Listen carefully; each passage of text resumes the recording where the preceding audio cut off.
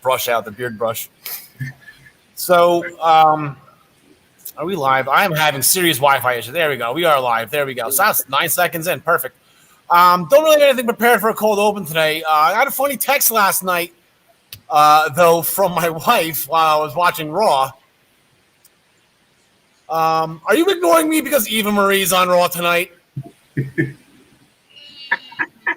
I think I'm going to be in trouble when I get back home.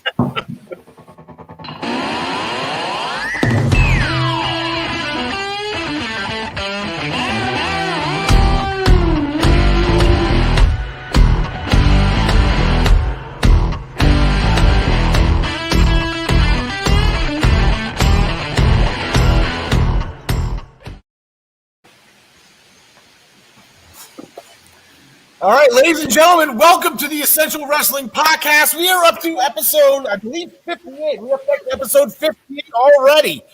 On the screen with us, as always, down the bottom part of our screen, the first ever Pro Wrestling Pick'em champion, the living legend, John DeConnie. John, how are you today, pal? All right, good evening, Al. Doing well here in Jersey. How are things in parts unknown? Parts Unknown's doing great. It's my remote island location. It has been one happy island lately. A lot of horn honk, a lot of horn honking, a lot of playing of Maxine Nightingale's "Get Right Back to Where We Started From." That seems to be the theme of Long Island for the time being. Overall, at the top part of the screen with me again, as always, is Mike Veda's cousin, John Smith. John, how are you today, pal? Good, man. A little bit of a sad day for me and my family. Our house of 70 years that's been through 5 generations was officially sold today. So I went and cleared out the last of my tiny little belongings and threw away a bunch of my old backyard wrestling stuff because I wasn't about to lug that somewhere else. So other than that, doing good. All right, good. Glad to have you. Said I was over actually in your house for the pay-per-view this past Sunday. So we're gonna probably get to that. We're gonna open the show with that. But first, also on the show today, Kenny Omega got it done against Moose at Against All Odds. We're eventually going to find out what happens to a guy who slaps Brian Cage. That's exactly what Ricky Starks did this past Friday night on Dynamite, and I can't imagine it is going to be a positive outcome to that question.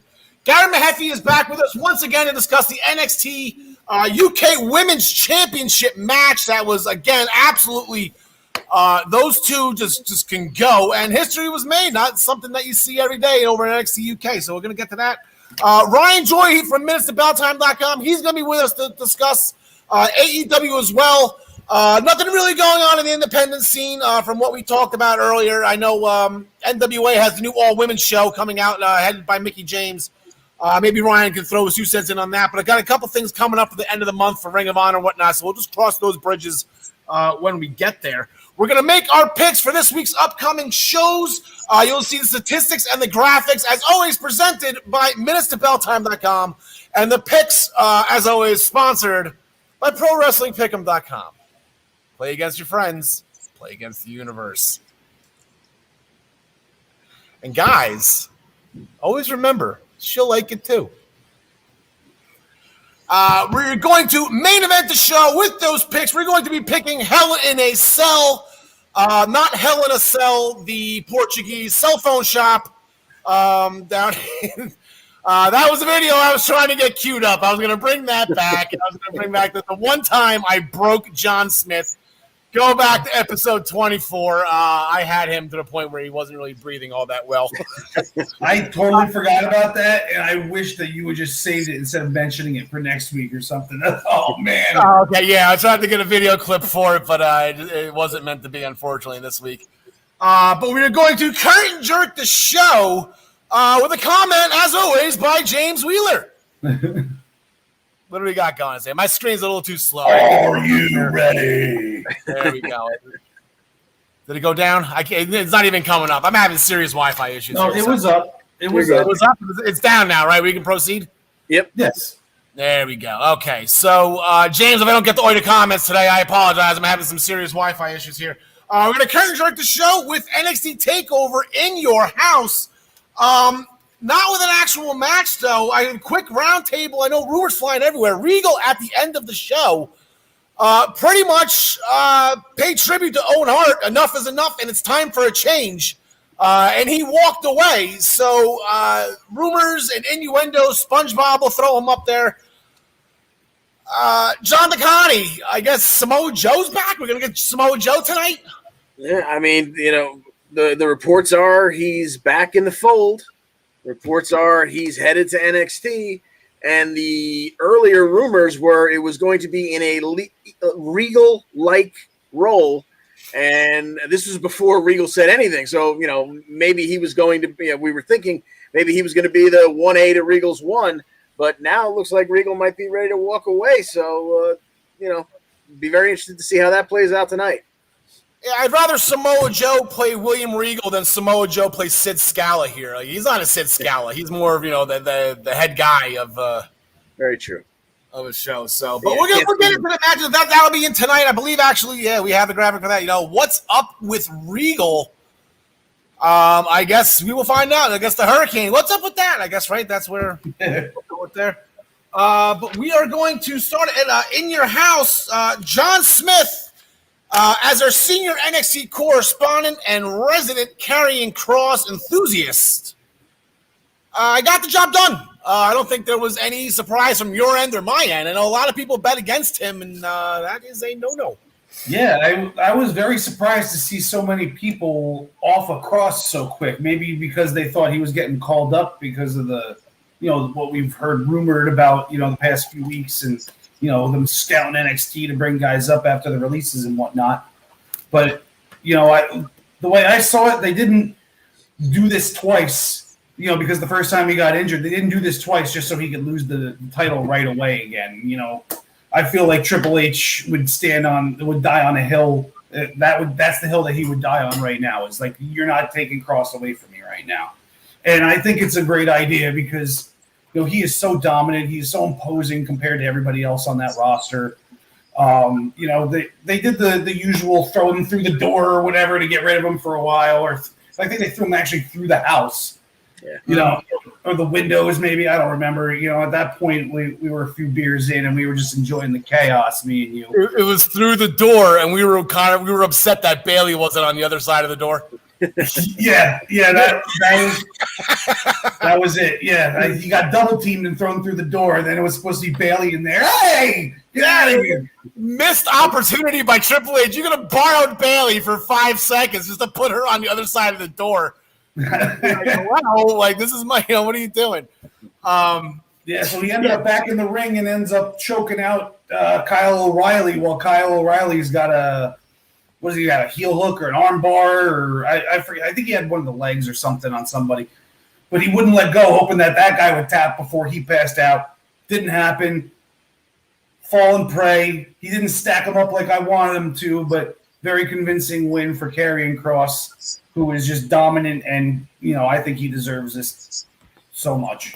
Yeah, Karrion Kross is on that list. I know Ryan Joy from MinutesToBellTime.com and all his Facebook pages, and even on his daily wrestling news show, he's been mentioning Roman Reigns, and he's trying to solve the mystery. I don't believe he's called Scooby-Doo yet on who is going to eventually beat Roman Reigns for the Universal Championship. And it's a great conversation. It's a great idea. It really sparks some ideas and whatnot. But you can make this, you can do the same kind of thing. You can do it for Karrion Kross. You can do it for Kenny Omega. You can do it for Bobby Lashley. You can do it for Walter. Who the hell's going to beat Walter? It's funny how all the champions of pro wrestling right now are these dominant heel champions where you can't figure out who's going to beat them and how they're going to lose. It's really an interesting time how everybody is pretty much just on the same page, unintentionally, I'm assuming, across the board in professional wrestling. John DeConnie, we had the women's championship match as well. Ember Moon has not had a women's championship match in quite some time. And she reminded us why she was a former champion and she was in those title matches all those years ago before her original call-up. Yeah, not to say that any of her tag team matches were anything less than entertaining, but this one-on-one really let her shine once again, and she had one of the best matches I've ever seen her have. Her and Raquel, beat the hell out of each other inside the ring and out. And Ember had a nice run where she had a couple of near falls. She hit a code red for 2. She hit her clips, and at that point, you really kind of held your breath like, wait a minute, are they going to do something here? And Dakota came in and flipped Raquel's foot on the ropes, so that broke up. That brought Shotzi out, who wasn't out to begin with. She chased Dakota off.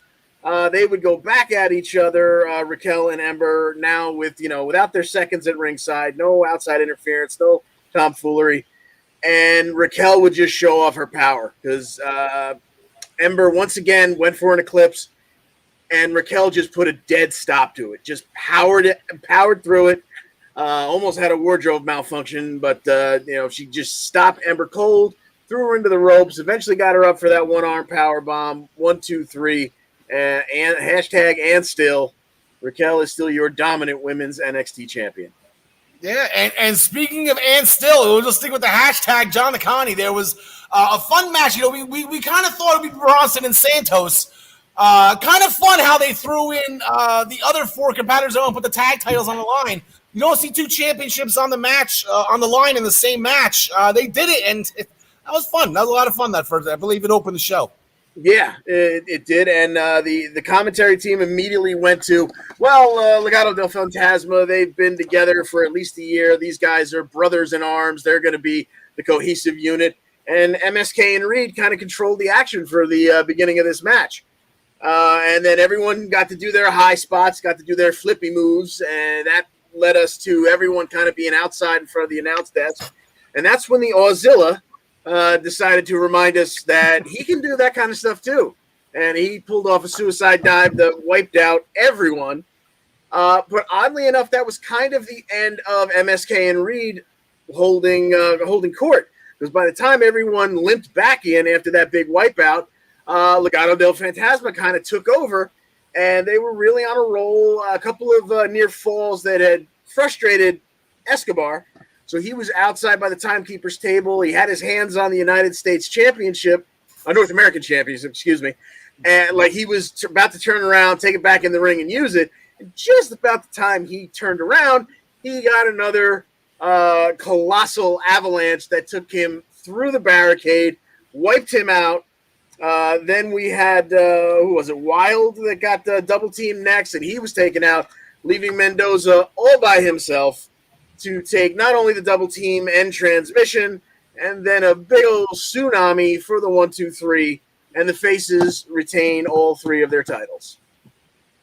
Yeah, there was not one title change. Like I said, the next match it's not a recognized title, but it was the title, I think, John Smith, I know me and you, John the Connie, I'm sure you were with us too, but watching it, we just, still, you hear DiBiase's music, and I'm smiling to say, I just say Ted DiBiase, and a smile comes to my face. That music just brings me back, and it was just the $1 million championship up for grabs. Again, Cameron Grimes, your heart just breaks for him, John Smith. Yeah, I think it was a good move that they put the belt in that little glass case, glass suitcase. Made it look more prestigious. But on a side note, I did a little research, and it's all cubic zirconia. So I'm not too pleased about that. But so the thing is definitely not worth $1 million. Maybe if it was auctioned to a wrestling fan, then it would be. But the thing's probably worth about $100,000, not $1 million. But I digress. You pretty much just told me Santa Claus wasn't real. What the hell, dude? I know. I looked at it's gold plated, which makes sense, but still, like, why couldn't the whole thing be gold? Then it would be worth like probably $5 million. Yeah. LA Knight, gets the job done. Cameron Grimes takes a bunch of ladder spots that were pretty sick, including the one where the ladder didn't break, and just landed on it and then rolled off of it. So that looked like it hurt a lot. LA Knight gets up there, and this is the big push that he needed because he came in with a lot of hype. It was like they didn't really know what to do with him yet. There's no way that they had this whole Ted DiBiase thing planned for him before he even came in.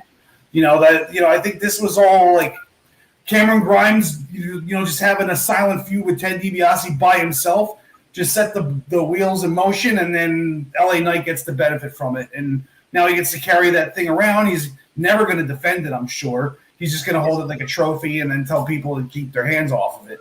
And then eventually he'll maybe lose it to somebody down the line. But, I think it's his for a while, and it's going to be what they use to put him over. Yeah, and he looks good with the belt too. He looks really good when he was holding it when he hit the posts at the end. He looks really good with it. I don't think he's going to defend it. The only way he loses that is somehow if Virgil comes out of nowhere and hunts the barrier and just runs off with it. That would be the only way I think. That would be a wrench in the whole system. Virgil comes back. The other match that was on the card, Xia Li defeated Mercedes Martinez with a spinning kick. Trouble in Paradise? Is that Trouble in Paradise that she does? Ish. Yeah. But post-match things got crazy. Chairs were flying, and then Mei Ying, there's going to be some confusion there. How many times I'm going to call her Mei Young we'll just start the counter now. Mei Ying arose, and she was doing the Tongan Haku or Ming when he does it, the Tongan death grip, right? She's bringing that back off. Shout out to Ming. Shout out to Haku, whatever you want to call him. That guy was the most vicious person in wrestling. T and Shaw they made their presence felt. Mercedes Martinez, she was looking at the lights off on the side of the ramp, I believe. She got thrown off the ramp when she was approaching Mei Ying. Excuse me. So that was NXT in your house. Here are our NXT only standings. Yikes. John DeConnie, care to explain? Picked all the title matches wrong. I think except Raquel. Yeah, that's what it is. And the funny thing is, if you look at Tyler, those are the only two he got right. Were the two big title matches that he's tied for first. Now, John Smith, I don't understand how you think there's a flaw in my scoring system. Tonight on NXT, Kushida will have another Cruiserweight Open Challenge. Let me get the banner off here so we can see his record here. John DeConnie, any guesses on who will answer the challenge tonight? I don't know. Leon Ruff? I have no idea. That would be fun. John Smith. I'm going to say Ashanti the Adonis. You get a little hit row action. Oh, you throw hit row at him? Okay. Yeah. Yeah, I said the last guy was, I don't want to say he was a no-name, but he was, I think they plucked him off 205. They actually gave him a new name. Yeah. Like he was debuting a new name and I guess a new gimmick or whatever. So maybe, I don't know if they're just going to just keep feeding guys to Kushida so Kushida can have a good match with them. They get a good start and then maybe go from there. But I like Leon Ruff. Yeah, we haven't seen him. Yeah, certainly. He got suspended. I forget what happened to him last. Like he came out injured, and then when he wasn't supposed to, yeah, was he suspended? Was he sitting at home with Ryan Joyce suspended? I don't think he's been around since Hit Row debuted. Yeah, I think since Top Dollar, heard him. Oh yeah, that's right. Top Dollar took him out. Yes. Okay. Well, he came out. Well, he fought Pete Dunne the next week. That was the match. He was injured. He wasn't supposed to. Take part in. A match that actually kudos shot out Ryan Joy for minutes of belt time. Actually found the match shot out. They announced probably about an hour ago for tonight. We got Casey Catanzaro and Kaden Carter. They're going to be going against two girls with attitudes, Dakota Kai and Raquel Gonzalez. I want to call them two broads with attitude, but I don't want to get yelled at by anybody. But I think because it's two dudes. It's not guys, right? It's two dudes with two broads with attitudes. Yeah. It's 2021 though. I'll be as somewhat correct as possible. So then they're dudes, right? They could just be called dudes. Two dudettes. Yeah. Well, if they're identifying themselves as two dudes with attitude, yeah, I get you. Anyway, John Smith, who do you got? Give me the dudes. John, God. Just cut that out right there. Isolate that. Just for S's and G's, give me Casey and Caden, and this is where the crack starts between Raquel and Dakota. No, see, they don't even need it. See, Casey Caden they're better. I'm sorry, they're not better. No, I'm going Casey and Caden. They're my favorite tag team. I spy a Jersey girl, Casey Catanzaro. And then the last match that will be that we will pick. Two chicks with attitudes. Yeah, BJ's. That works. There you go. That works. Last match we're gonna pick, I guess, that what's been boiling over, and I guess maybe should have been at Takeover, but it wasn't. Tommaso Ciampa and Timothy Thatcher. They will be finally getting their hands on grizzled young veterans after a couple weeks now, where they've been screwing each other out of the tag team championship picture. John DeConnie, you, just like me, just like everybody else, just loves picking grizzled young veterans, and we love losing points on them. Exactly. Are they finally going to get it done tonight? I don't know, but just for that fact, I'm going with Ciampa and Toothless Timmy. All right, John Smith. Yeah, same here. That promo they cut at the pay-per-view was awesome too. So yeah, he's got Thatcher throwing chairs now too. This is fun. So that will do it for NXT. We're going to switch to Impact to Against All Odds from Saturday night. John DeConnie, I know as our senior Impact correspondent, and I'm sort of a genuine Impact fan. John Smith, we turned into a genuine Impact fan. I love it. It's as close to as perfect can be, but there was always just something missing. I could never quite put my finger on it. And then they solved it for us. Tony Schiavone. Oh. That was completely unnecessary. Anyway, so they went to Daly's place. Tony Schiavone did the freaking all right, John DeConnie. Anyway, Kenny got it done. Yeah. Oh my God! Now all I can think of are 1,001 ways how I want to insult Tony Schiavone. But I'll bite my tongue. I purposely wanted you to do this match just so I could make that Schiavone. The one thing missing an Impact out there is Schiavone.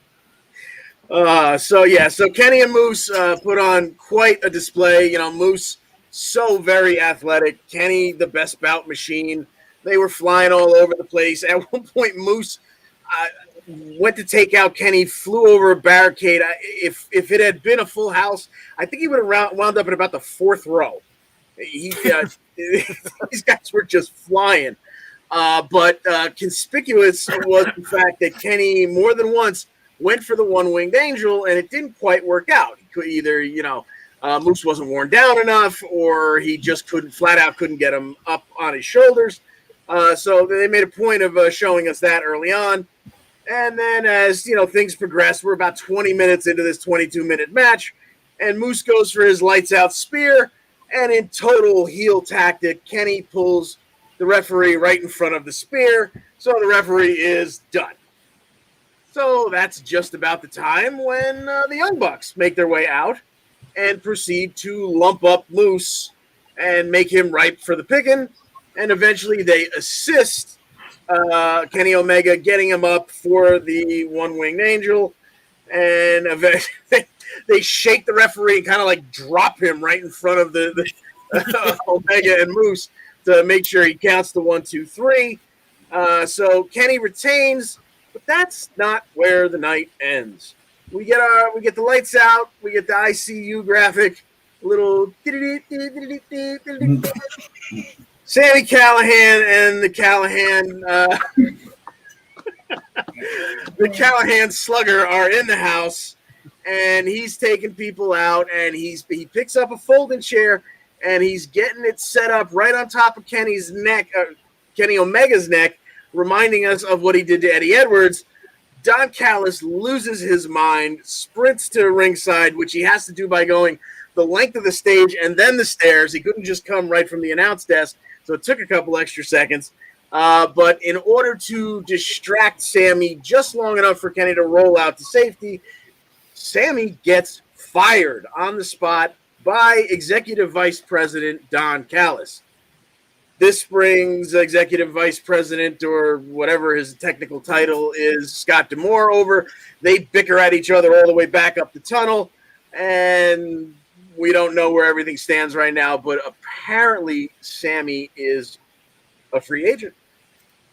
Yeah, so I think that's going to be one of the first things that they discuss tonight on our Thursday night. Ooh, John Smith, I'm with you. I keep on thinking Impact tonight. On Thursday night, on Impact is what's with the future Sami Callihan. Yeah, Sammy's on the unemployment line right now, and he's supposed to have a championship match at Slammiversary. So, yeah, that kind of throws a wrench in everything. Certainly. And I guess Callis gets his way, right? They're trying to avoid Sami Callihan at all costs here, and I guess this is just I got a funny feeling though that this is going to happen. Though I don't think this is basically McMahon Austin, but like an abridged version. I think we're going to get a McMahon versus Austin. Yeah. You just compared Sami Callihan to Stone Cold Steve Austin. How do you feel right now? I know. I compared the angle to the other angle. I did not compare the people. Thumbs up. Thumbs down. Literally the worst catchphrase in all of wrestling. Yeah, Johnny, just stay with Sami Callihan. He opened the show with Tommy Dreamer in that street fight against the Good Brothers, and it's fun, thinking they went to Daly's place so that the Good Brothers couldn't interfere, and so that Sami couldn't interfere. But you forgot about the Bucks because the Bucks were there. But then Sami could teleport anyway. It was a silly thing. All you gotta do is flicks the lights, and you can teleport to Daly's place. It's that simple, right? But anyway, yeah, street fight. Yeah, I didn't even put that together, to be honest with you. I forgot that they were in two different places. Although it was 6 a.m. by the time I got to the main event that night, that morning. So yeah, we got Sami and Tommy Dreamer versus the Good Brothers. The Good Brothers were handling Tommy pretty well. Sami took some lumps, but Tommy took quite a bit. And it almost looked like the Good Brothers were going to pin him at one point. Good camera work also. Sami makes the save. Sami ends up getting the pin on Karl Anderson, I'm pretty sure. He always takes the pin. Yeah. What's up with the Good Brothers? Can they ever win a match, man? It's they haven't won anything unless it's on TV, Yeah, they've been on a little bit of a losing streak since they lost the titles. Yeah, maybe they can turn it around, though. I mean, I'm sure they're putting on good shows, though. They're in high-profile matches, but yeah, they haven't been winning. Yeah, they're just not winning. It doesn't make sense. Yeah, but speaking of winners, Deonna Purrazzo, she's still our Knockouts champion. She got the win over Rosemary with the crotch pile driver to retain the Knockouts championship. Speaking of winners, speaking of Jersey, Fire and Flame and Tasha Steelz, they got the win as well. They're still your Knockouts tag team champions after a frog splash by Tasha Steelz on Susan. So Jersey got it done. Tennille Dashwood, she defeated Jordan Grace after Treville reversed the Grace driver into the Raw roll-up. The WWE is still strong in Tennille. She got the roll-up, but after Caleb distracted the referee, which she was about to go into Jordan's submission move, Jordan was about to win. So Caleb distracts the referee. Rachel goes to get Caleb, but she blames Rachel for this. I don't know. Jordan's losing her mind right now. She's on a losing streak. She's going nuts. Tonight, again, Thursday night on Impact, it's going to be Tennille Dashwood versus Rachel Ellering. John DeConnie. You think Jordan's at ringside? I think she will be at ringside, but I just got a funny feeling that she's costed. This is happening Thursday. Yeah, it would be about time because I'm getting frustrated for Jordan at this point. She's had enough of the bad luck to make her snap, and it just keeps getting pushed off. It's time. It's time for her to get the snappies. So yeah, I don't know if it happened. She's misdirecting the anger. Rachel didn't do anything wrong, and she was getting yelled at. It was. So as far as the match goes, I don't know if that plays out during the match or after. I would assume it plays out after. So, give me Tennille winning this match, maybe through Caleb or something like that, and maybe that's the spark that sets her off. John Smith, who do you got? I'm going to go with Jordan. Maybe they'll postpone that heel turn for a week.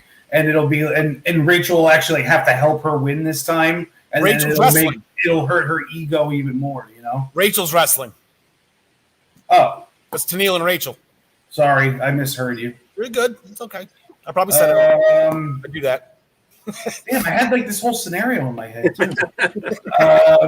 I'm going to say give me Rachel. All right. W. Morrissey, he defeated Rich Swann after 3 massive power bombs. That Cass Morrissey, whatever you want to call him, you can't call him Cass anymore because Cass was a completely different person who looked completely different. Like Morrissey is just a force to be reckoned with. He's going to be tough to beat down the line. Maybe he beats Kenny Omega. How about that? John Smith, Violent by Design had a pretty good night. They defended the tag titles against Decay, and then they got the win over Kojima. Oh, yeah, they did get the win over Kojima. Yeah, I got that one wrong. Yeah, I did so well on this show. I thought that I got that one right, So, yeah, it was Black Taurus and Crazy Steve. AKA the Job Squad at this point because they can never get it. They can never get a victory. Them or Rosemary, when it counts at least. Them versus Diener and Rhino because they're the Freebirds now. Yes, and Eric Young obviously gets his 2 cents in during the match and helps the guys win. And it wasn't that great of a match in my opinion, but I just liked seeing Black Taurus and Rhino square off. That was fun. Yeah, I don't know why. I guess we were talking. Maybe we were going somewhere else with Deshaun last week. How did we not put that together? You got 2 big animals and bull and a rhino trying to. Because they were in the ring together. I'm like, oh my god, this is the most incredible thing I've seen. Like this is the best part of the night. That was great. I love Taurus. I love Rhino too. That was great. But Diener got the win. Diener got the Diener DDT in. And good for him, because you know what? He's been the kind of the weak link of Violent by Design recently. So that was good for him. He got a little bit of a confidence boost. He got the win, defended the titles. If he would have lost those titles in the first title defense, that would have been a tough thing for Diener to bounce back on. So good for Diener. Then John DeConnie, we had a number 1 contenders 5-way X Division match. Ended in a no contest. So, in your opinion, are you pissed or are you like, okay, that was impressive. They have something planned in Impact I Trust? In Impact I Trust. That's a good one. Well,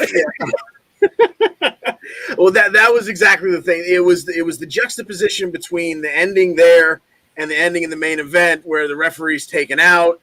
And the tomfoolery happens and whatnot. Yet in this one, this is a 5-way match. So in essence, there is no disqualification. And we got about 12 minutes of exactly what you would want out of these 5 lunatics.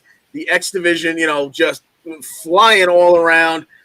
So, a couple of cool double submissions and whatnot too. And then we get Madman Fulton, who just decides to destroy everyone. And the referee throws it out. And the fact that you just had maybe the match of the year between the X Division champion and TJP, he gets the night off because we're going to show these 5 guys go at it. They're going to tear the roof off the place, and then you get no finish.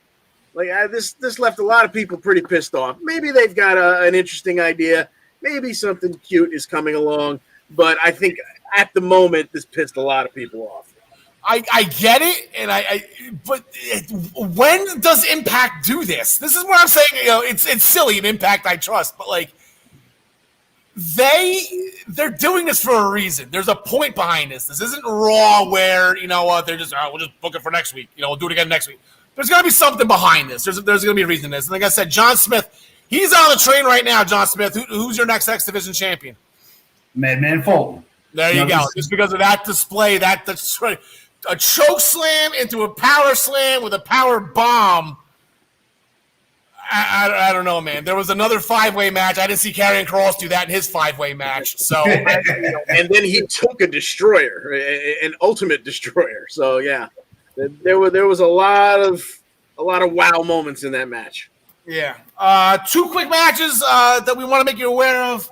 One, Macklin will be making his debut on Thursday night, and I did not know Macklin was Cutler from Forgotten Sons. I forgot their names. I forgot whatever. The Forgotten Sons. Oh, that's right. See what I did there? I didn't realize that was Cutler. Stupid me. I didn't know Cutler liked to drink Jameson. He just, like I said, he's up here in my book. So he's going to make his debut. And we also have Kojima's going to have one more quick stop before I guess he heads back to Japan. Or maybe he's doing something with the United States version of NJPW. But he's got Rhino. John Smith, who do you got? I'm just upset that we're not going to see this amazing drawing of Kojima anymore after today. I guess do they send him on a high note after he put over? Yeah, I'll take Kojima. This is a coin flip, though. All right, John Connie.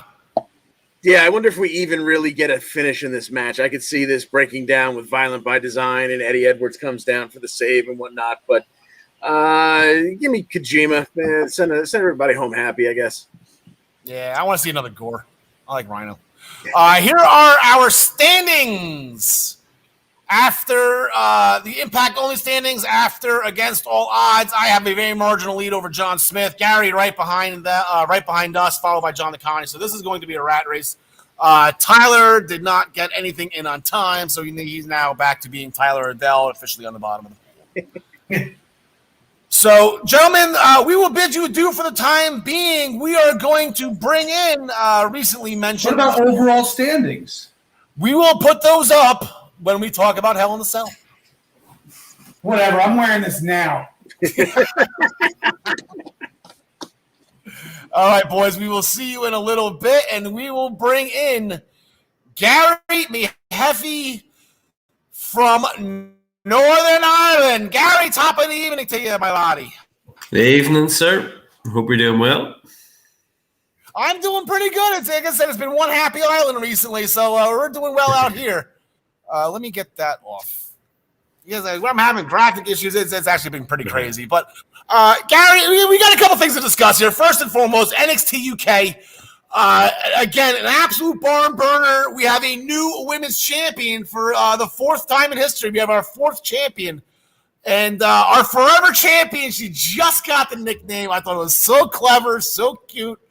Because, the dog, get these dogs and the puppies are forever homes. I thought she's a forever champ. And it just, 2 months later, there she goes. But incredible. Yeah, I've been absolutely outstanding match. And actually, when I was watching the show and I realized how long was left in the show when they were going to start, I thought, okay, we are getting a long match. And they did. They got like the 20 minutes. Really hard hitting. Lots of big moves. Both of the girls, both the women, they really left it in the ring. They left nothing behind them. And as we said, I was torn between what would happen and what wouldn't. But as you said, our forever champion has now become our ex-champion. And hopefully it'll mean Kaylee Ray gets a call up when she moves across the water over to yourselves. But just another absolutely phenomenal match. Mako is amazing. And the matches that she'll have coming out of this will be fantastic as well. So yeah, so now we get to feed everybody all over again because Kayla was running out of people to fight. It was Effie Valkyrie and that was it. Yeah.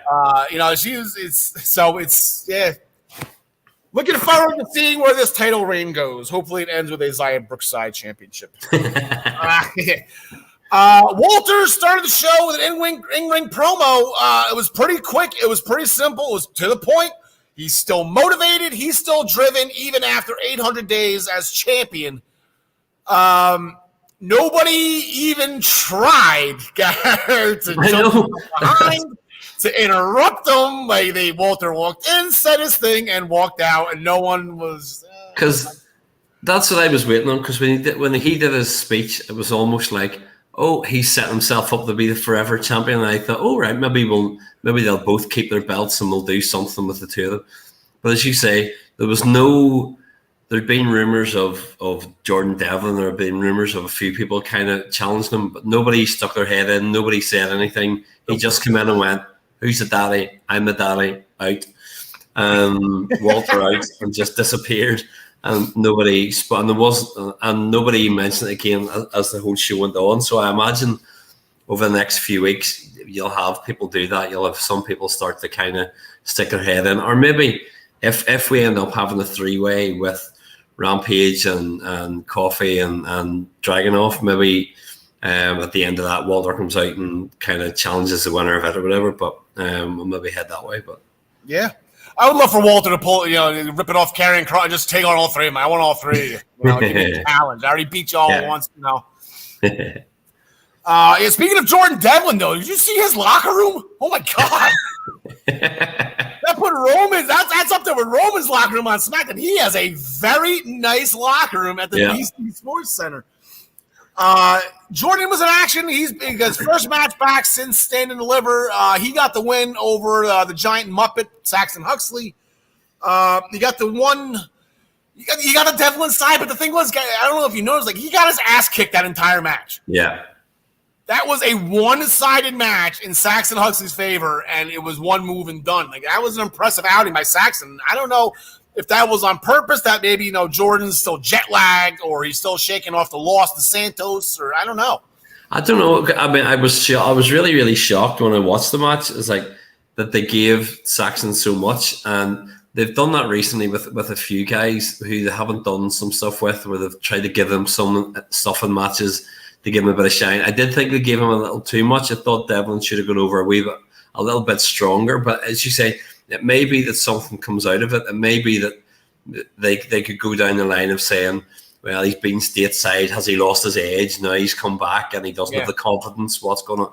So maybe they'll go down that route. But but at least he got the win. So. Yeah, he got the win, and I said maybe we'll find out on Thursday, Gary, because he's going to be Noam's next guest on the Supernova Sessions. That's an all-star edition right there. This is probably going to be the best one yet. We got my two favorite guys on a talk show. I mean, it was. I'm looking forward to that one. Yeah. Symbiosis got the win over In Action with a running power slam followed by a diving headbutt. Look at Symbiosis ripping off the Bulldogs, Gary. Look at that. I know.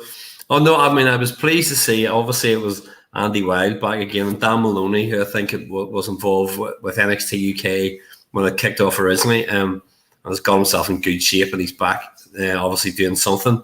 But they really are behind Symbiosis. Nothing against Eddie Dennis. He's better outside of the ring than he is in the ring, my opinion. But he's a good foil for them. He's a good mouthpiece. And I do think, actually, that Tyson T-Bone comes across looking like a killer when he comes out with the tattoos and the way he's got himself in shape too.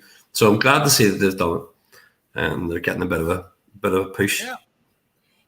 Teal Man did a promo. Again, bringing up Roman Reigns. I don't know why I'm bringing up Roman Reigns in the UK, but Teal Man was sitting in Roman's seat. I did not know if you noticed that during that video back. I don't think Teal Man's supposed to be sitting there. I don't care what table it is. I'm not even allowed to sit at the head of my table. My wife's like, no, that's Roman's seat. I'm like, come on. But apparently he's big on family. So I guess he's probably going to have Ashton Smith. No, Ollie, right? No, Oliver. No, he already fought Ashton. Yeah. Probably going to get Oliver Carter at some point soon. But we got two matches to pick here, Gar, coming up. This is the match I think that you're probably most anxious for. You got Subculture in a mixed tag against Ginny and Joseph Connors. Subculture get the rebound win here. Yeah, I'm going for that because Ginny and Joseph have been involved in costing matches recently for Subculture. So I'm going to say Subculture get their win back here. So, yeah, actually, well, how about this? Like I said, I'll go with Connors and Ginny just for the fact that actually, no, it's the other way around. I'm going to go Subculture. I'm with you. I want to see who this third person that's going to enter this feud with Team Ginny here. Yeah. So, you've been kind of putting money on Gradwell. If that is Gradwell, it's not going to be Thursday because he's got Wolfie in his own match. They had a little bit of a run in last Thursday, so they're going to get at it. Yeah, and I'm actually, against my better judgment, I'm going to go that Sam Gradwell's going to win. I really do think that he's had the last 6 months has been make or break for him within the brand, and I really think that he's made it, and that they're going to give a little bit of a push, and that this will be something to do with Gallus because they're obviously like, I want them, and I think that Gradwell will beat him, and then we'll go to Mark Coffey next. So I think Gradwell's going to take it. All right, Garrett, we're going to change topics just a little bit here while we have you on screen. Last night on Raw, the moment I've been waiting for about 4 years now, or however long she's been off TV, Eva Marie re-debuted on Raw. It was a happy occasion. Tears are down my, running down my face. I was just excited in more ways than one. She had Piper Niven with her, and James threw the comment, and I want to exactly just. Why did they do Piper Niven so dirty? It almost ruined the debut for me because they crapped on Piper so badly by not naming her. I mean, we were talking backstage before we started, and we were saying that had they even said, I mean, if they want to change her name, fine, but if they'd have said, "Oh, we recognize her. She was previously known as Piper Niven. She's from NXT UK." That brings recognition. It means people watching Raw go, "Oh, there's an NXT UK. I didn't know that." And then you bring more recognition to the brand. I thought it was silly not referencing her at all. That the fans who know are going to go, "What?" But I do have to say, poor Jack Stars. Yeah, Jack's gonna be heartbroken. Poor Jack. Somebody make sure Jack's okay. Yeah. If anybody at NXT UK is watching right now, please call Jack and make sure he's okay. But yeah, I just thought they just did her so dirty, and it ruined my. I said it. I was excited, Eva Marie, and yeah, she even didn't wrestle. Whatever. That's you're falling into the trap already. She's pissing people off. This on purpose. But anyway, just doing Piper like that, I couldn't believe they just. But I mean, the other side of it is, I'm glad to see her get the call up. I'm loving this fact that she's on Raw, obviously, and having another face from the UK there has been brilliant. So, more power to her. Hopefully, she succeeds when she's there. So. Yeah, and it's not like it's like the UK is already well represented over there between Nikki Cross and the Raw Women's Champion is the former NXT UK, the first ever NXT UK Women's Champion. So it's not like we're not stupid anyway. Gary, we have Hell in the Cell coming up this Sunday.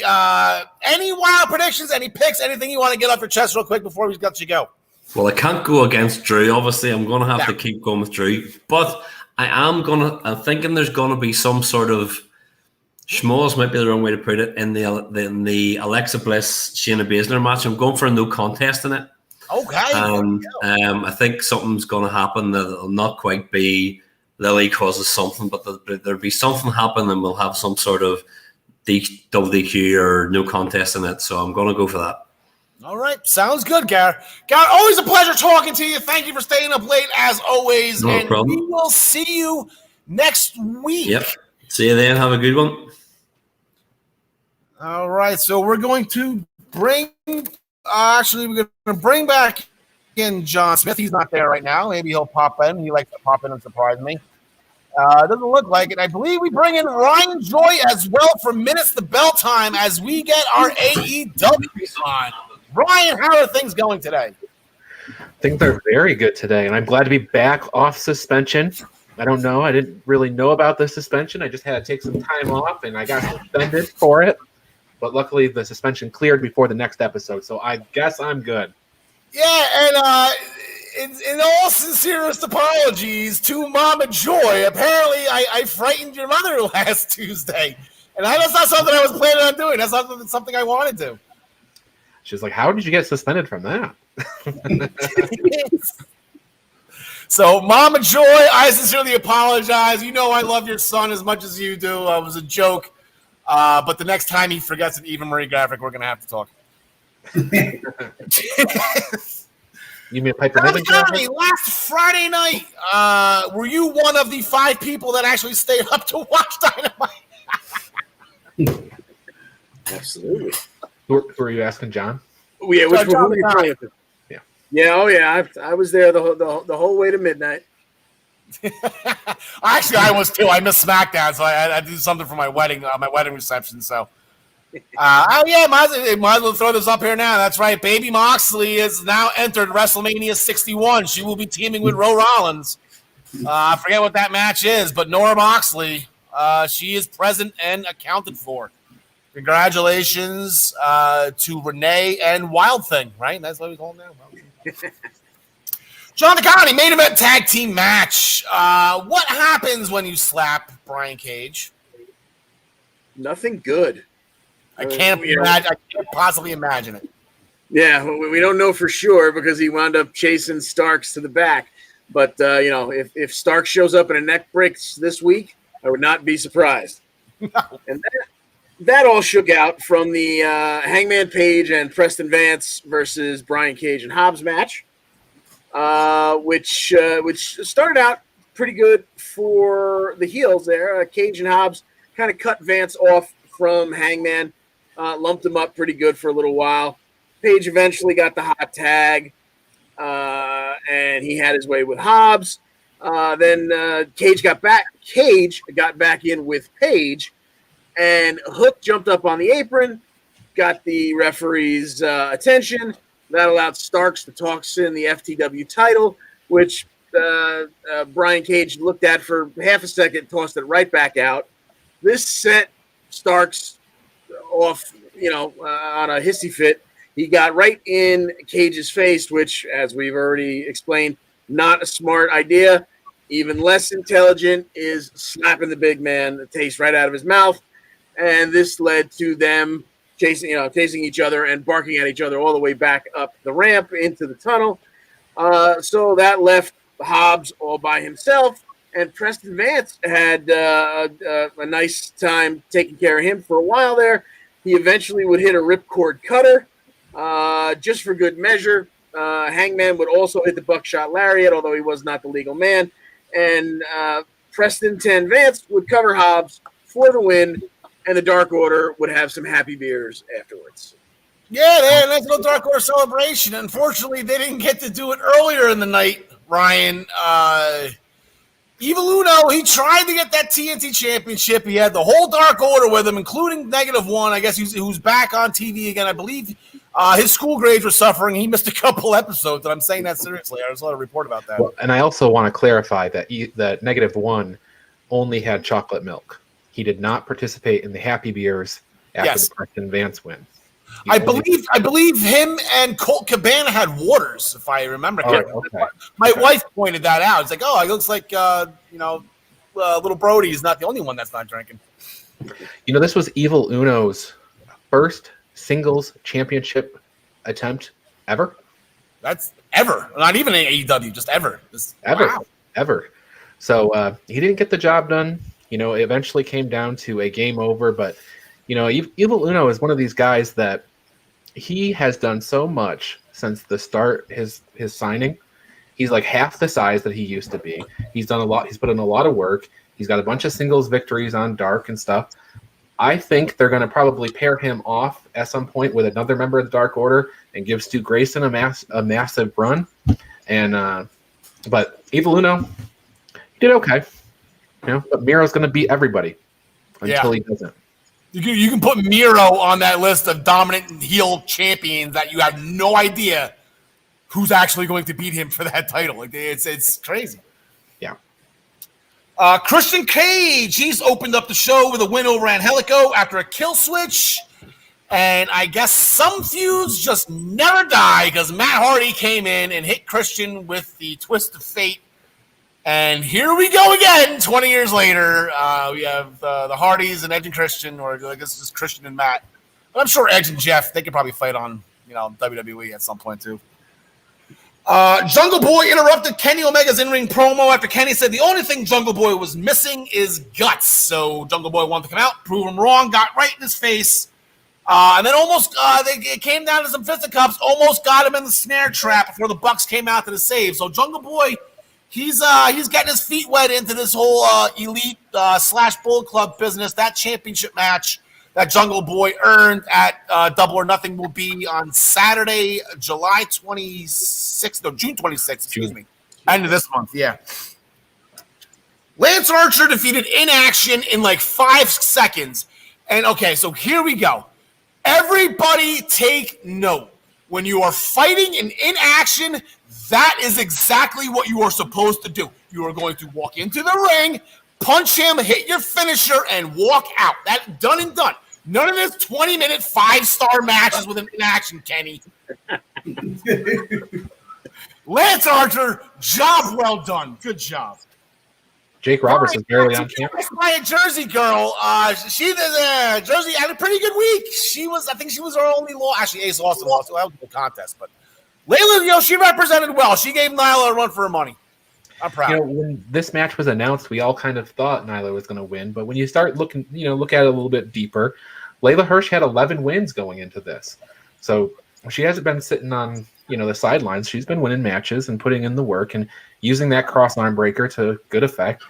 But a top rope Hurricane is not the way to beat Nyla Rose. She will beast bomb you through the mat, which is how it ended for a 1-2-3. Yeah, gutsy effort by Jersey. Way to job. She's doing Jersey proud. Keep it up, Layla. All right, we got a couple things going on. This Friday night, are we back on Friday nights again? Yes. Is it Friday again, basketball? Yes. One more Friday, then Saturday. Then the next one's Saturday, and then they're back to Wednesdays because they that whole July, like that Fighter Fest and the other Road two. Rager. Yep. Yeah, so, okay. They did an in-ring interview with Cody Rhodes, which is interrupted by QT Marshall. QT wants a strap match on July 7th. That's the Road Rager match. So when they go back live in front of a crowd and start traveling again, one of the first matches we're going to see, if not the first, it sounds like something that would open the show. It's going to be Cody Rhodes versus QT Marshall in a strap match. But before that, we are going to be getting Cody Rhodes and does somebody want to do it? I don't want to see those. Brock Anderson! Yeah, Brock Anderson, son of Arn, double A. That'll be the last time I try to impersonate Heyman with the Brock part. I'm sure everyone's done it on every podcast when they found out Arn's kid's name is Brock. They're going to be against QT Marshall and Aaron Solo, son of Han. Ryan, who do you got on this one? Well, I think Brock has to get the win here, right? So I think Aaron Solo is going to eat the pin. And I don't know why they didn't just name him Bob or something for wrestling. Like, Brock is obviously a Taken. Just something else. John DeConnie. Yeah, I've got Mini Arn getting the win here. John Smith. Anyone going to go? I'm going to go factory on this one. I think QT is going to pin Anderson.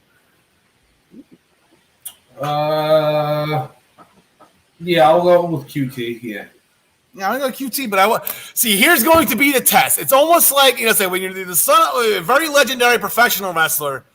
Like Dominic Guerrero has to do the frog splash right. Charlotte has to do the woo whatever right. Where do you think what to watch? Brock Anderson's spine buster. That's what's going to be. I guess graded here. See if it's it has to be transmitted. I guess is the phrase. It has to be thunderous. Yes. Darby Allin. He was challenged by Ethan Page and Scorpio Sky to find a partner that was not named Sting. Darby said, "Screw it." He just told Sting to stay home, and he's going to fight these guys by himself. So look at the balls on Darby here, John Smith, as you run back to your chair. Look at the balls on Darby here, John.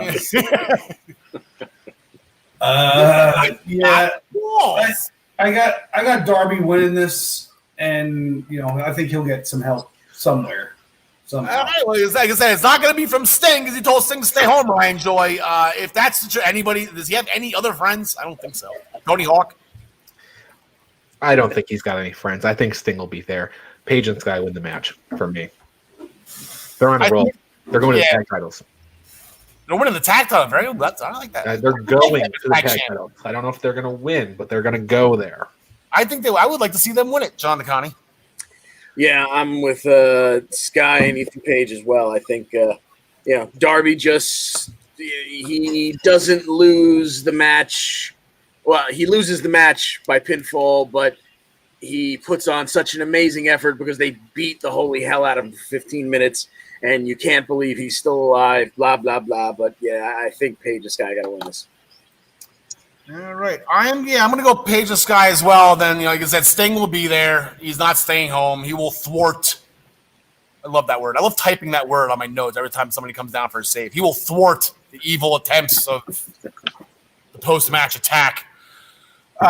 Orange Cassidy, he is going to be going up against Caesar Bononi, Ryan Joy. You're throwing some shade here, Caesar, in this graphic here, but it seemed like they had a new little faction formed with Little Ziggler and a couple other guys that I can't remember their names. So it's Ryan Nemeth, JD Drake, Peter Avalon, and what's his name? In Action? Right. And In Action are in a faction together. They're called the Wingmen. And what they do is they come out to the ring and they lose against named talent. So that's what's going to happen on this show. So it's almost like the Wingman is I don't say ripping off the Job Squad. There's 2 Job Squad references in one episode. We talked about it in 59 episodes. We only brought up the Job Squad once. Brought them up twice today. So is this like another Job Squad kind of deal? Like they're making fun of themselves for losing? Yeah, it's kind of like that, except they get all their wins on the, dark and elevation and stuff. But when they have to wrestle somebody that matters, they look at the lights. Gotcha. John DeConnie. Yeah, give me Orange Cassidy here. Even Cesar Bononi's a big dude, but somehow we get the I don't know what's his submission. Orange Cassidy. He does the orange and he does the beach break. Beach break. Man. All right, John Smith. You want to make it unanimous? Yeah, give me Orange. All right. Jim Ross is going to be sitting down with Andrade El Idolo. I'm sure Andrade's got a couple things on his mind that he wants to say, get off his chest. Should be fun. In a match last week as well, Eddie Kingston, Pac, and Penta, they defeated a team of the Young Bucks and what's this Cutler's first name now? It's not Jay, it's not Wes, is it Steve? Brandon. It's too many Cutlers in my life right now. Yeah, very good. I think everybody nailed it. I think Travis actually was the first one to say it too. Cutler's there to eat the pin, and that's what Brandon Cutler does. He got the spinning reverse back punch move thing that Eddie Kingston likes to do. He does like this. He's like, woo! I have a spinning chair. I want to use it. Then there's a post-match attack by the Young Bucks, and the Good Brothers came out and helped. So this is what we are going for this week. Frankie Kazarian came out to thwart the attack as well. Frankie, he's inserting himself in this now that he does not have a tag team partner anymore. He's got to be doing something. So it's going to be Frankie along with Penta and Kingston, former best friends, against the Good Brothers and Matt Jackson, one half of the AEW World Tag Team Champions. John McConney, I don't believe we let off you yet. What do you got? Penta and Kingston again. I'm kind of like, are they going to win twice in a row? But I think adding Kazarian into the mix, since he is now the elite hunter, I think that makes Penta, Kingston, and Kazarian the team to beat here. So you want to go with them? I like that theory. I'm going to go with that one right there. John Smith. Give me the Bullet Club. All right. Brian Joy. I think what happens here is that Kazarian isolates Matt Jackson, and they fight to the back or into the crowd or whatever, and then you end up with Good Brothers versus Kingston and Penta, and the Good Brothers win. All right. I like that. And then the last thing, Pinnacle did an in-ring promo. They all showed off on their respective rivals. MJF declined Jericho's challenge, so they destroyed Pinnacle's limo with sledgehammers and a forklift. So that's Makes sense. the point. And all that, whatever. While Wardlow, he accepted Jake Hager's challenge to an MMA cage match. Ryan. Yeah. He's going to destroy Wardlow, huh? Yeah, this is Wardlow week. He has a win on Dark Elevation. He has a win on Dark tonight, presumably. And he is going to lose on Friday. I think you don't go into an MMA cage with Jake Hager and win. I just don't see how that's going to happen. It's not good for the brand. No, it's not good for Hager. It's almost like Floyd Mayweather at WrestleMania, where he was if Hager wasn't undefeated, like, okay, maybe Floyd Mayweather had an undefeated boxing record on the line against Big Show. It's like there's no way in hell that they're going to put an asterisk next to that 0 saying he lost to the Big Show. They're not going to put an asterisk next to Jake Hager's MMA professional wrestling record, John DeConnie. Exactly. He hasn't lost in the cage yet for real. He's not going to lose in the cage when it's something less than real. Choose your words wisely, John. I would never use the F word. Planned. John Smith. What was the match again? I'm sorry. It's Hager and Wardlow in an MMA cage. Yeah, give me Hager. He lost the first one against Wardlow, so he's going to get it back. I'm using a different computer today, so I guess maybe I have better audio. I know my picture's clear. You can actually see the gray in my beard this week. It's pretty crazy.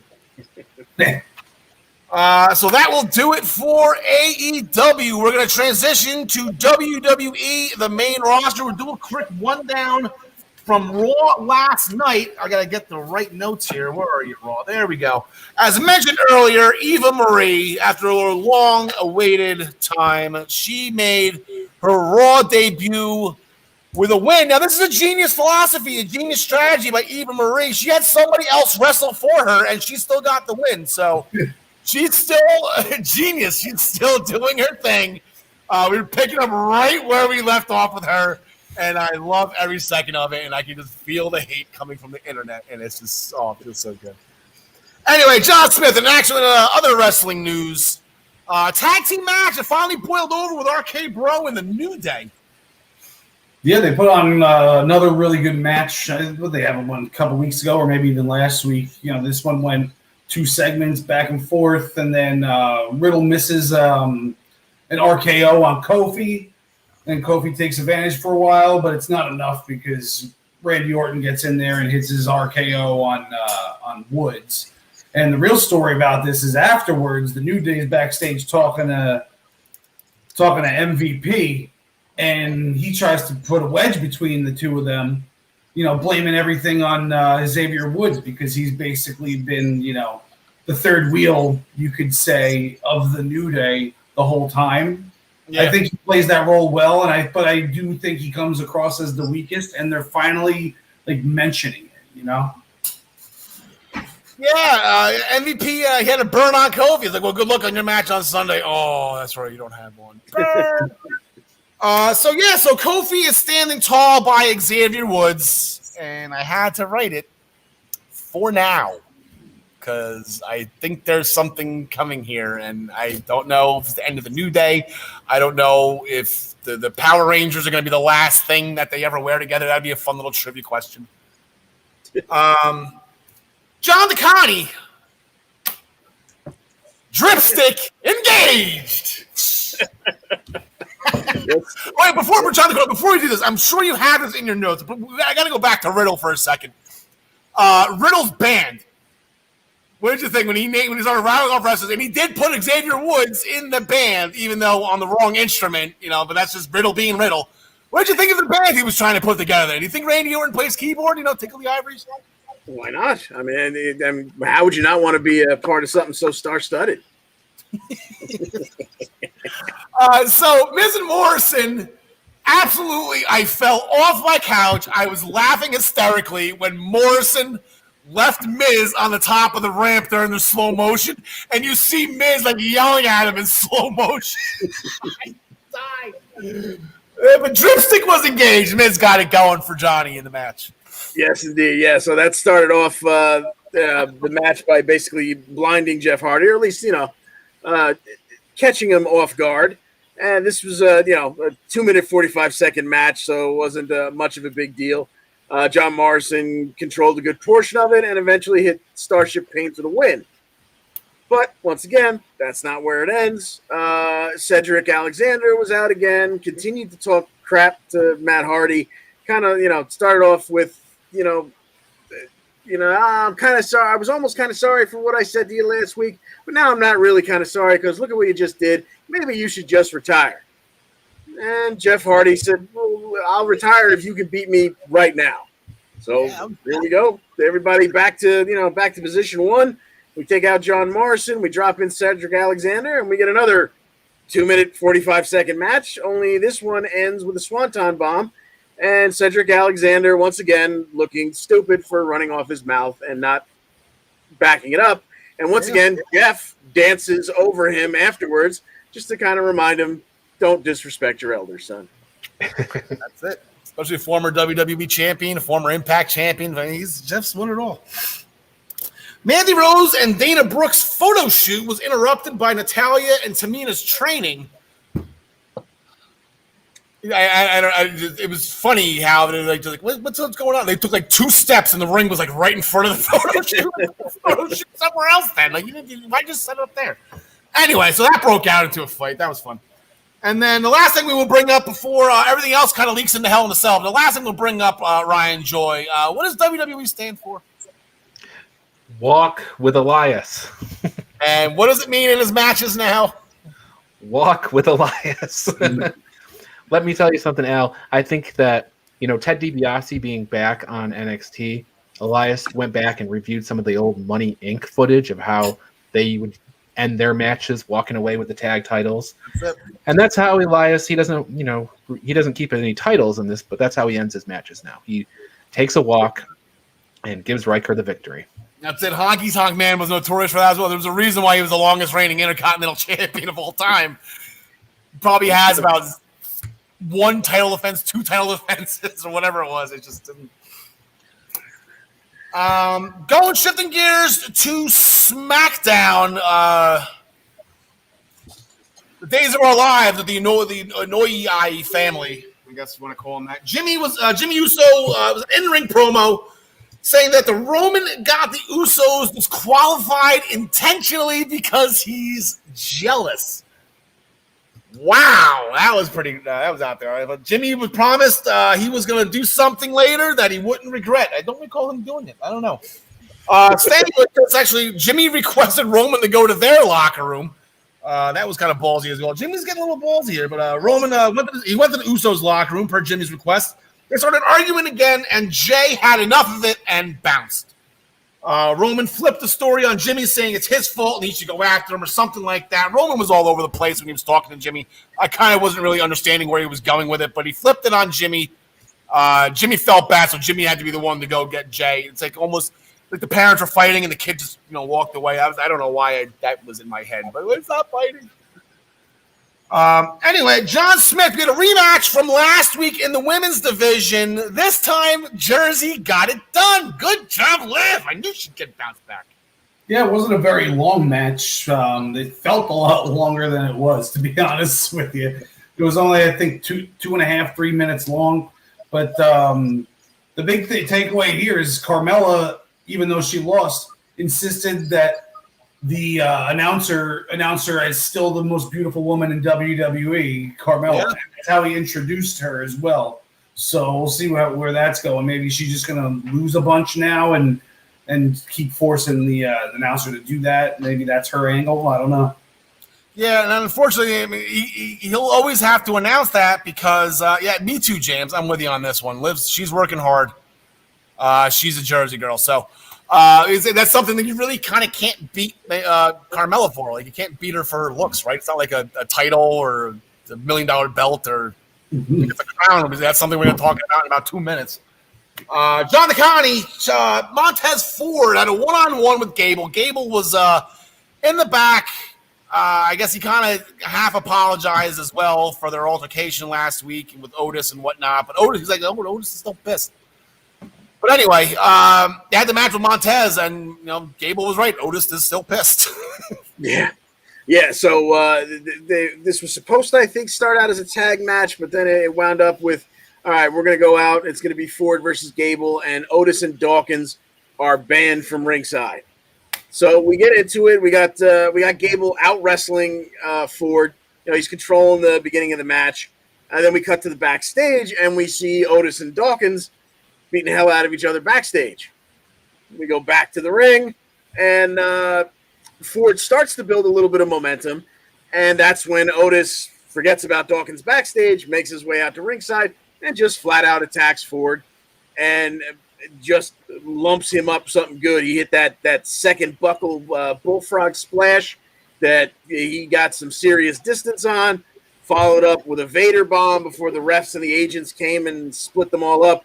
And eventually Dawkins would limp out and kind of throw his body on top of Ford to try and protect him. But essentially was all over at that point, and the Alphas kind of, left with a smirk on their face. You're not even going to bring it up? Okay. There we go. Otis ripping off Papa Shango. Did anybody else catch that? He came in late to break up the cover, and Gable had to kick out of Montez's splash. Papa Shango, baby. There we go. Where was Otis? You see Gable looking through. Where's Otis? Kick out. Oh, that's all right, though. We got a tag team match. Kevin Owens and Big E, they defeated Apollo Crews and Sami Zayn after Owens hit Sami with the stunner. Apollo wasn't happy about that. Apollo pretty much, I don't know if I get the word, an imbecile, an idiot, he's something he called Sami Zayn. He wants a rematch this week. He doesn't want Sami and his partner. He wants his commander, Aziz. So here we go again. John Smith. Look how happy Big E looks in that picture. Yeah, I got Owens and Big E winning this one. All right, John DeConnie. I think this is going to be the first time we see Aziz technically in the ring in a match. Give me Aziz and Apollo. Yeah, Ryan Joy, shout out to Umaga. He hit Sami after the match, and Sami got upset that he called him an imbecile or whatever it was, so Aziz popped him with the Nigerian nail. What's the Umaga shout out because of the Nigerian nail? Yeah, the thumb. Yeah. Okay. Yeah, that's how this match I think is going to end. Nigerian nail. I will go with that as well. I think Big E's going to take it too. Yeah, that makes sense. You think Aleister Black too soon? Too soon. Aleister Black lost the match. You know what? Anything can happen in the World Wrestling Federation. There you go. That's the truth. And then a match that I'm sure BJ Pavenka, who commented earlier, I don't know if he's still watching right now, but probably the biggest match of his modern life, at least of this year. Shinsuke Nakamura, he defeated Baron Corbin with the Royal Roll-Up for the win. And he walked away with the crowd again. Boogs tearing it up on the air guitar and his actual guitar. They've been fighting quite a bit recently. It's actually, Pierce has been keeping track for us. 2 wins apiece. The best of 5 series is going to a Game 5. There's nothing more exciting in sports than Game 5, boys. Winner gets the crown on Friday night. Here we go. BJ really he's hard going to have all of his money on his benevolent king, Baron Corbin. Ryan Joy, as a BJ Pavenka enthusiast, I believe Who do you got in this one? No contest. Shinsuke walks away with the crown. No contest. Shinsuke walks away. Okay. John DeConnie.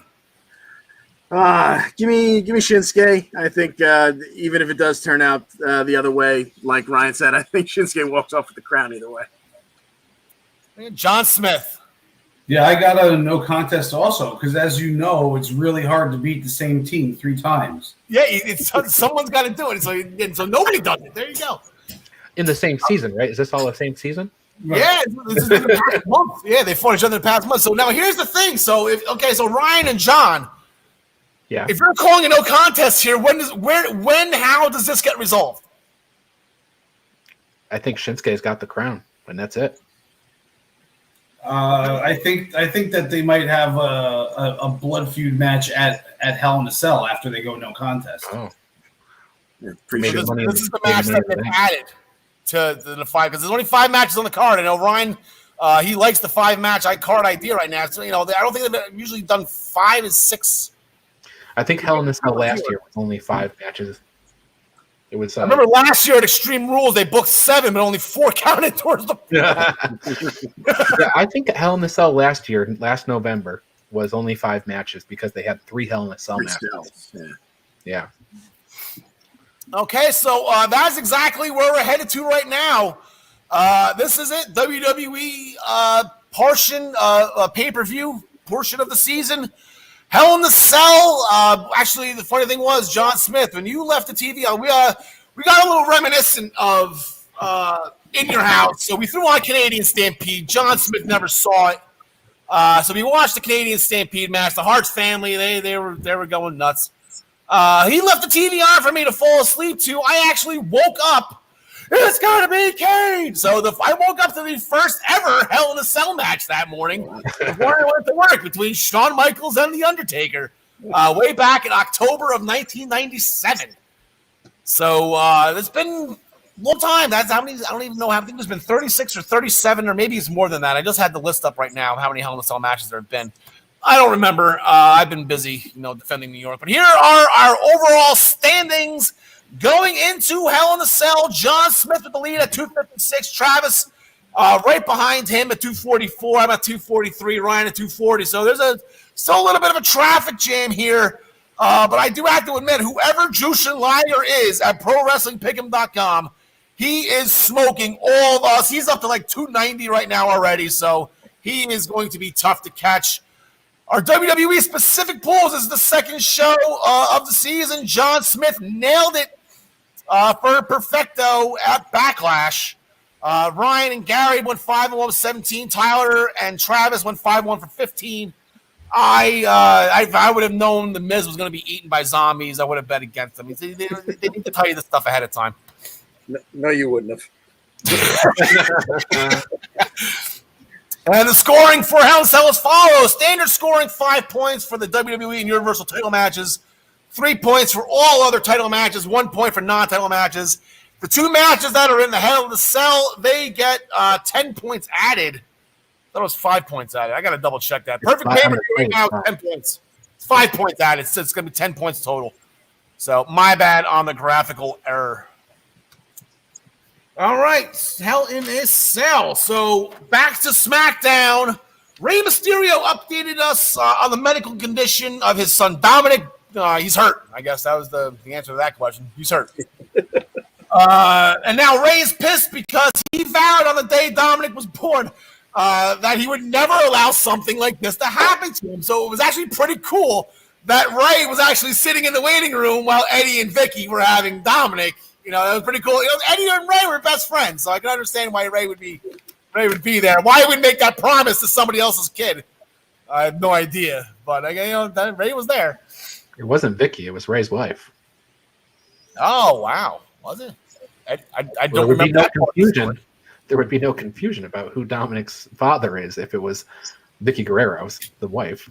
Is that John DeConnie? Were you watching wrestling at that point in time? I just thought it was just they just gave Rey the kid because they couldn't have kids or something like that. Yeah, I don't remember that whole ridiculous. I don't think Rey's wife was involved in this. Okay. You just SpongeBob the hell out of the story from 15 years ago. Oh my God, good, Brian, very good.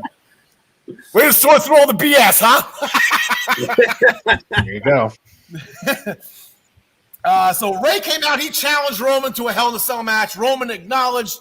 Both Mysterios tried attacking Roman with kendo sticks, but it didn't work out too well for them. But Rey got his match. They announced it Saturday morning on Talking Smack. Ryan Joy, you have been doing extensive research and broadcast journalism, on the question of who is going to beat Roman Reigns eventually and become Universal Champion. Out of all the research that you've done and the answers that you've been giving, has anybody said Rey Mysterio? 3 people. Three people said Rey, really? On Family Feud style, I asked 55 people, apparently. I got 55 answers on this in the Body Slam Brigade private Facebook group, and 3 people selected Rey Mysterio. Now, some of those people said Rey Mysterio or some other person. But, so it's even more than 55 guesses here. But yeah, 3 people. Now, on the Daily Wrestling News Show yesterday, I said that if they want to make this compelling and they want to make us think that Rey Mysterio could have a chance here, then on Friday they need to call up Legado del Fantasma as Rey's henchman and bring over the Lucha House Party, and they all beat up Roman Reigns on the stage, and they injure him, and Roman goes into Hell in a Cell with a broken leg or something, and then Rey has a chance. Outside of that, Roman Reigns is going to destroy Rey Mysterio. All right. John DeConnie. Yeah, unfortunately, I think Roman plays lawn dart with Ray, just like old times. John Smith, both of these men have competed in Hell in the Cell before. Hell in a Cell, excuse me. I always get this confused. Hell in a Cell or Hell in the Cell. They both competed inside the cell before. Roman is 4-1-1 all time. Rey Mysterio is also 1-1, or I guess not also, but Rey Mysterio, a lot of ones there. 4-1-1 and then 1-1. But none of these guys are strangers to the cell. Roman has been in them a lot more frequently. I can't remember who the no contest was. Strowman, right? Was the no contest? I don't remember. I think it was Strowman. Anyway, who do you got on this one? Obviously it's going to be Roman. I'm just thinking that this might set the record for the shortest Hell in a Cell match of all time, and then we might get some. I think this is going to be the main event, but I think it's going to be a pretty short Hell in a Cell match, and then we're going to get something big happening after the fact. I don't know what, maybe like Jey Uso or Jimmy Uso or whatever getting involved. I don't know. I think it would tie because Ray's been in 2 other Hell in the Cell, so it would probably be a 3-way tie for the shortest.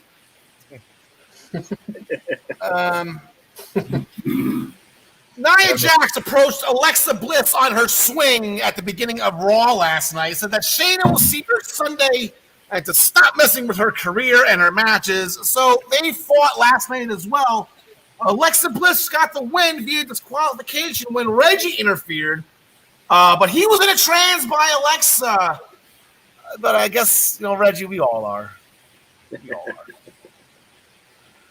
So Shayna Baszler is going up against Alexa Bliss. Lily the doll will not be on a pole during this match or in a shark cage, but even if she was, she probably would be able to escape. John Smith.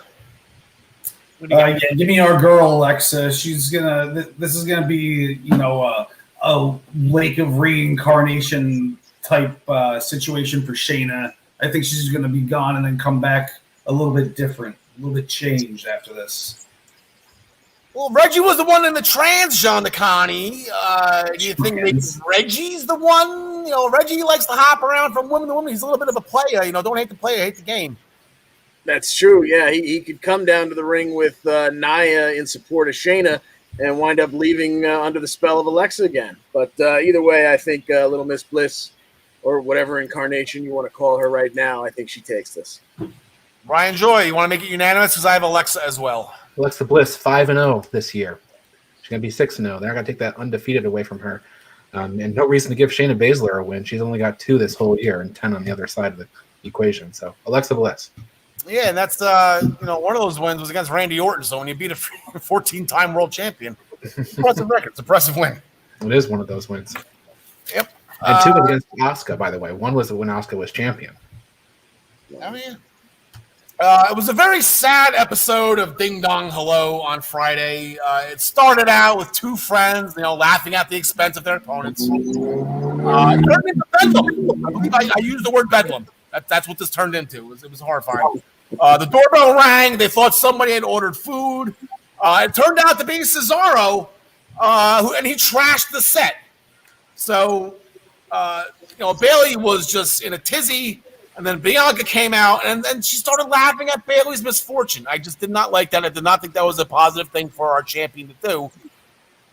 So they're going to fight about it. But we knew this match has been booked for a while now. Bayley looking to regain the SmackDown Women's Championship. That would be her 3rd title defense. She's going for her 3rd title reign as SmackDown Women's Champion. John Smith, are you going to do Bianca dirty early? Get the belt off her this early? I think that she should be dropping this belt to Bayley because Bayley's doing the best work of her career, but at the same time, she also doesn't need the belt. So I'm going with Bianca to keep the belt for now. All right, Ryan. Hard to argue with John Smith on that. And plus, Bianca's not lost this year, and there's not many people that you can say that about. Just her and Alexa Bliss and Roman Reigns. So make it 10-0 for Bianca. All right, John DeConnie. Yeah, I think for all the reasons previously listed, it makes sense Bianca holds on here. Does anybody else think eventually we see Sasha poke her head in and we see some kind of a 3-way match heading towards SummerSlam? Sure. Yeah, she's got to be coming back soon. Yeah, SummerSlam Vegas. You can't have Sasha Banks not be on that card. You know, like that's. Yeah, you got to put her on. So, I think you got to put Bayley on the card too. I think they, she did great at WrestleMania. Interrupting with the hosting and everything like that. But I felt like they did Bayley a little dirty after pretty much piggybacking the entire company during the pandemic, and you're going to leave her off Mania. I mean, I thought that was kind of. And don't forget they have Money in the Bank between now and SummerSlam too, that can throw a whole wrench into all these champions. Yep, 100%. On Raw last night, Nikki Cross defeated Charlotte Flair via countout. Charlotte was talking bleep to Rhea and lost track of the referee's count. Charlotte's post-match attack was thwarted by Rhea Ripley, who hit Charlotte with the Riptide, and that would be the match we're going into. Rhea Ripley had a match later on that night. She defeated Asuka with the Riptide. Charlotte came flying out to attack post-match. Postman Pierce, the Hurricane, Jamie Noble, and Daivari, all a part of the pull-apart crew last night between these two young ladies. Brian Joy, I'll let you shoot first on this one. Who do you got? Well, first of all, Nikki Cross is 4-1 this year. Her only loss is to Alexa Bliss. Why isn't she in this match? I thought that's what we do. She's got the winner, I think. I think she's probably going to get winner. Yeah, well, maybe she needs to call Daniel Bryan and figure out what's going on here. Anyway, in this match, I'm going to go Charlotte Flair. Daniel Bryan should write a book, How to Weasel Your Way into Championship Matches. John Smith. This is really tough because, I mean, I feel like we're going to see a title change somewhere, but where's it going to be? I'm going to go with Charlotte on this one.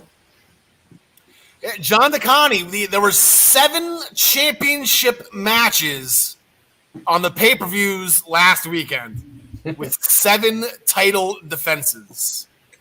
Exactly. Yeah. So I was trying to figure out where there would be a flip-flop here, and I almost went with the WWE title again, which I've been striking out on. And then I think between the way the show ended and the way Charlotte got her nose bloodied up, it swayed me to say that this is going to be the one, and give me Charlotte taking that title off Rhea. See, I thought I was going to be going out on a limb here and going to be on an island, like literally. I mean, I know I'm on an island now, but I thought I was going to be the only one picking Charlotte, and I'm like, oh, damn it. I got Charlotte as well. Screw it. I think that she was supposed to have it at Mania, right? Didn't that whole mess up or whatever? I think she was supposed to have it at this time. And then I don't know what. I guess then she fights Nikki at Money in the Bank, and maybe Rhea wins Money in the Bank to get her shot back or something. I think Rhea needs to do a little bit more chasing than defending. So I'm gonna. I want to see Nikki win the Money in the Bank. That makes That'd sense. be fun. Makes sense. That'd be fun. I was going to try to make a Dana Brooke joke, but I couldn't think of it. John Smith. She grabbed the wrong briefcase. She grabbed the wrong briefcase last week. Drew McIntyre and the War Raiders, they defeated Lashley, AJ Styles, and Omos last night after McIntyre kind of out of nowhere got Lashley with the Claymore. First things first, does anybody want to talk about this match? I thought that match was a lot of fun last night. It started with Drew and AJ, ended up in a bleep show, so they made it a 3-on-3. I just thought that match was so much fun. Omos was really coming into his own. Yeah. John DeConnie, anything you want to say? Oh, just that I completely agree with you. Yeah, that when they went to commercial during the Drew and AJ match, and I was like, what kind of crap are they going to come up with? And they come back. Bobby's not even there because he was just in his 3-piece suit. And I'm like, it's just going to be a disaster. And then by the end of it, I was like, well, this was a lot of fun. I very much appreciated it, right up to the point where Lashley got tagged in and ate a Claymore. Yeah. I thought that was actually kind of funny how Lashley legitimately had to run back, take his. They actually. I feel like it wouldn't have made sense. Like if they came back from a commercial and he was on the apron in his wrestling gear, what the hell just happened? I actually like the fact that they showed him running out. Oh, Lashley had to go get changed. I was like, oh, that's. Anyway, so that sets up for this. Ryan Joy. What I'm thinking here, Bobby has been in the back recently with MVP, and even on in the ring on screen or whatever. Every time he's on screen, he's got all these women around him. He's got the fanfare. He's got MVP blowing smoke up his ass. Is Bobby getting a little? You think he's going to get comfortable here now? Actually, specifically now after he just ate a Claymore Monday. So you think maybe that's a wake-up call, or it just seems like he's being everything's like a party to him now. Do you think he's focused on this? I think he is. I do. I see exactly what you're saying, but I think he is focused. I think he's going to win the match too. I think Drew McIntyre is going to be on Raw for a few weeks, not knowing what he's going to do. I can't challenge for the WWE Championship anymore. What do I do? Oh, I can go win Money in the Bank. That's what I can do. And so I think Bobby Lashley, he's gonna take the match. All right, John Smith. I don't know why I'm throwing all the records at you. This will be Lashley's first ever Hell in a Cell match. McIntyre is 2-2 all time. I believe he had the win last year. Who did he fight in the cell last year? Was it Ziggler? Randy Orton. Randy Orton. Who won, right? Oh, yeah. Randy won, then Drew won the ambulance match. Right. Yeah. Oh, the ambulance match. With help from Rick and Sean. And right. Yep. Who do you got in this one, John Smith? Yeah, I got Bobby retaining, and I'm hoping maybe we see a new member of the Hurt Business, or members, if it's Dawkins and if it's the Street Profits. I'd love to see that kind of be a nice little swerve. Have the Street Profits join them. But either way, it's Bobby Lashley. John DeConnie. Yeah, I was going to take the hit one more time and go with Drew here right up until he hit a Claymore and got a clean finish on the champ on the go-home show. So give me Lashley retaining. So pretty much, are we Lashley, Flair, Belair, Bliss, Reigns? Are we all on the same page? Like, is this like the worst debated conversation ever? Wait, did we all just pick the same picks? I think we all just made the same picks. I think this is a special episode of Dynamite instead of. This is called Tyler. Tyler's going to call. Tyler will probably pick Ray. Tyler makes weird picks. Yeah, Tyler does a little. He's fun with his picks. Yeah, quite the imagination, that one. All righty, so I guess we'll find out. There's going to be no change in the standings going forward. John Smith, you can keep that belt over your shoulder for another week. Hell yeah. Yeah, Travis. Well, not if Gary or Tyler or Travis jump ahead of me. Okay, Travis is right behind you, right? Okay, so we'll get the closing stuff here. We'll wrap up and get out of here for you guys to go watch NXT, and I gotta go. I got a hockey game I gotta go watch. The Primetime Rundown, powered by StreamYard with Joey Jarzinka, Ian Schreier, and Rob DeLuca. They switched it up. They are now going to be airing at 7 p.m. on Monday nights as they take you through the world of sports right here on all of the Eastern Observer platforms. For more information, please go to theeasternobserver.com. Again, this graphic is incorrect. I did not get the new one yet from Joe McMahon, producer Joe. They are now on Monday nights. They were on last night at 7 p.m. So make sure go to all of the streaming services, all of our platforms to watch last night's replay, and then make sure you tune in next Monday night for the new episode of the Primetime Rundown. Tune in to the Daily Wrestling Morning News Show. The Daily Wrestling News Show. That's the wrong graphic. I apologize, Ryan. Every Monday through Thursday at 10 a.m., you get your morning cup of joy with Ryan and his band of merry co-hosts. Also right here on all of the Eastern Observer platforms. Now we'll go to the Buy Sam Brigade because they have over 4,200 subscribers that you get this column every Friday afternoon. Make sure you go to minutestobelltime.com to subscribe. The Body Slam Brigade by Ryan for you for free. The Black Cats NYC, their new album, Free Cake, they dropped last Friday. No, that isn't correct. It dropped in November. I want to keep using that joke. Anyway, make sure you go to all of these music platforms. Spotify, Pandora, Amazon, anywhere you get your music, you can get the Black Cats NYC and their new album, Free Cake. They are the official music provider for the Eastern Observer and the Blackjack Media Networks.